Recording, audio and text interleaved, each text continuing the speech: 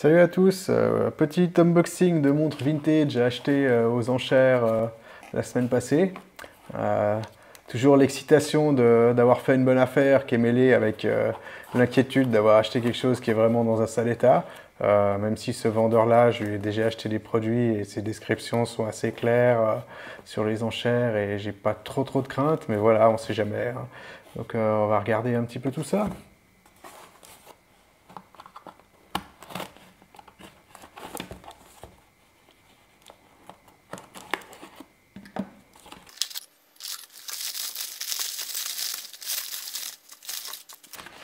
Avec des emballages qu'il va falloir réussir à défaire là. Alors celle-là ça va, elle est juste emballée dans du papier ménage. Donc ça c'est la montre que j'attendais le plus des trois. C'est une petite Longines Art déco.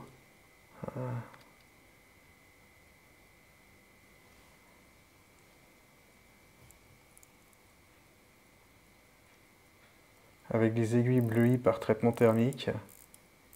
Et une boîte qui fait penser un peu à une Reverso sans le système pivotant. Voilà, très curieux de voir comment elle tourne.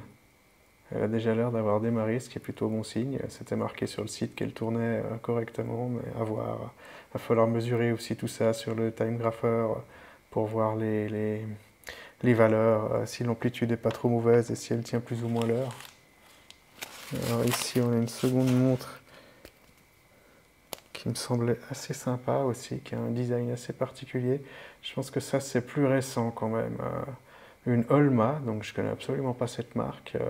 Ce sera l'occasion de se renseigner là-dessus. On voit que ce cadran a des reflets très particuliers. Et donc c'est encore un cadran au tritium, donc ça doit dater d'avant les années 2000. Et je sais qu'à l'intérieur il y a un ETA 2824, donc un mouvement qui est encore en production actuellement. Au cas où il y a vraiment un problème avec cette montre, ça sera pas trop compliqué de trouver une solution. Déjà elle tourne, c'est déjà un premier signe encourageant. Ouais, jetons un petit coup d'œil à la dernière.